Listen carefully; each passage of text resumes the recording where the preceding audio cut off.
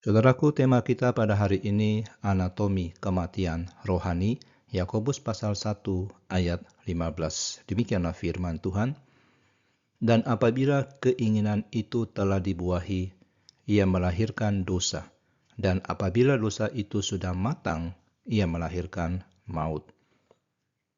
Saudaraku, tidak ada seorang pun yang bangun di pagi hari dan berkata, "Hari ini saya akan menghancurkan hidup saya." Kehancuran selalu terjadi secara bertahap.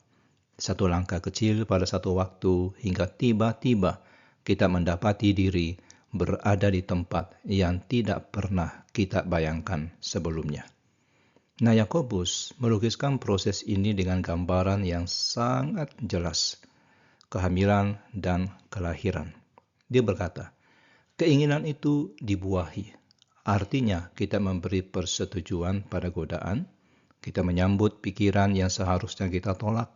Yang kedua, keinginan itu melahirkan dosa. Jadi pikiran berubah menjadi tindakan. Yang ketiga, dosa itu matang dan akhirnya melahirkan maut. Kebiasaan dosa mengeras menjadi karakter dan ujungnya adalah kehancuran total. Perhatikan saudara, godaan itu sendiri belum dosa. Yesus pun dicobai, tapi ia tidak berdosa. Dosa lahir ketika keinginan dibuahi, ketika kehendak kita menyetujui dan menyambut godaan itu. Nah, disinilah momen kritis terjadi. Sebelum pembuahan, masih ada kesempatan untuk menolak. Setelah pembuahan, proses kelahiran tinggal menunggu waktu. Dan hal yang lebih mengerikan lagi adalah dosa tidak pernah puas dengan satu generasi. Ia terus berkembang biak. Dosa yang matang akan melahirkan maut, bukan sekedar kematian fisik, tapi kematian rohani, keterpisahan dari Allah, dan pada akhirnya kebinasaan kekal. Tetapi saudara, kabar baiknya adalah proses ini bisa dihentikan. Jadi sebelum keinginan dibuahi, kita masih bisa berkata tidak. Sebelum dosa matang, kita masih bisa bertobat. Jangan biarkan dosa berkembang dalam hidupmu. Semakin lama dibiarkan, semakin sulit untuk diberantas.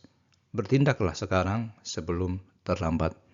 Sebagai refleksi, dosa memiliki siklus hidup yang mematikan. Dari keinginan ke pembuahan, ke kelahiran dosa, kepada kematangan, dan akhirnya kepada maut. Namun proses ini bisa dihentikan di setiap tahap melalui pertobatan. Semakin dini kita bertindak, semakin mudah untuk kembali. Mari kita berdoa. Ya Tuhan, kami takut akan proses kematian rohani yang Engkau gambarkan melalui firman-Mu ini. Berilah kami kepekaan untuk mengenali godaan sejak awal dan kekuatan untuk berkata tidak sebelum keinginan dibuahi menjadi dosa. Lindungi kami dari kebinasaan. Di dalam nama Tuhan Yesus kami berdoa. Amin.